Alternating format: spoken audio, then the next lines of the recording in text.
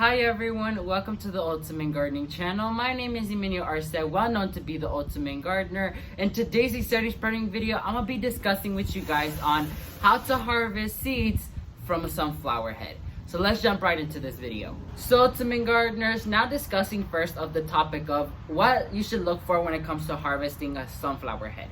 So number one, your stalk has to be wilted like this. Your sunflower head has to be facing towards the ground, and the petals have to be falling off, and the layer of chaff that's laid in front. Chaff is these little tiny yellow dots that are in the surface of the seeds. You want to make sure that those are able to come off easily, and that you will be able to see the coloring of your seed of what it originated from. So once all of those are checked off, and you can look at the back of the sunflower and it's starting to turn yellow, and the little leaves that are right here are starting to turn brown, that's a good sign that you're able to harvest your head. Some experts say that it's even better to leave it dry completely on the stalk before harvesting, but I just decided to harvest mine before the birds were able to grab it. So now we're going to be discussing on the easiest method on how to remove these seeds, because as you can notice, we have hundreds of seeds in this one specific head, and you want to go ahead and take these out more faster because you don't want to be picking seed by seed. So the thing you're gonna do is, I would like to go ahead and remove all these leaves on the outer of the sunflower head, like so. So once the outer leaves are removed from the sunflower head, now it's just the point of ripping the sunflower head apart and just shaking the seeds off into a container.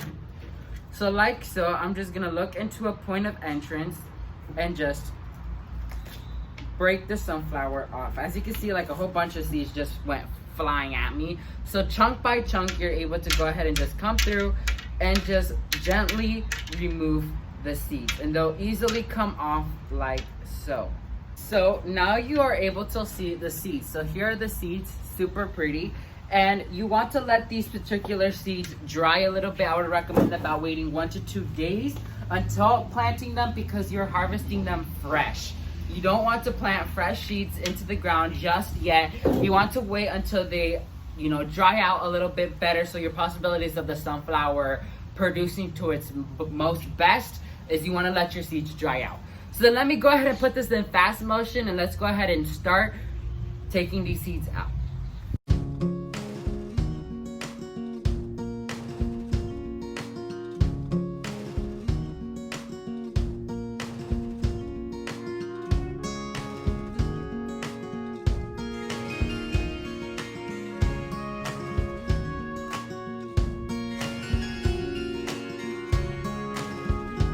So Ultimate Gardeners, all seeds have been collected from the seed head. So Ultimate Gardeners, all the seeds have been collected from the seed head, and I am super thrilled of what I got here. One thing I did want to note is that the seeds towards the middle were rotted, and it's because of the cause of a cutworm. If you don't know what a cutworm is, it's a small worm that eats through nutritious seeds like this. You also find them on corn a lot, because as you guys know, the corn kernels are the actual seed of the corn, and sunflower seeds, well, the seed is the sunflower.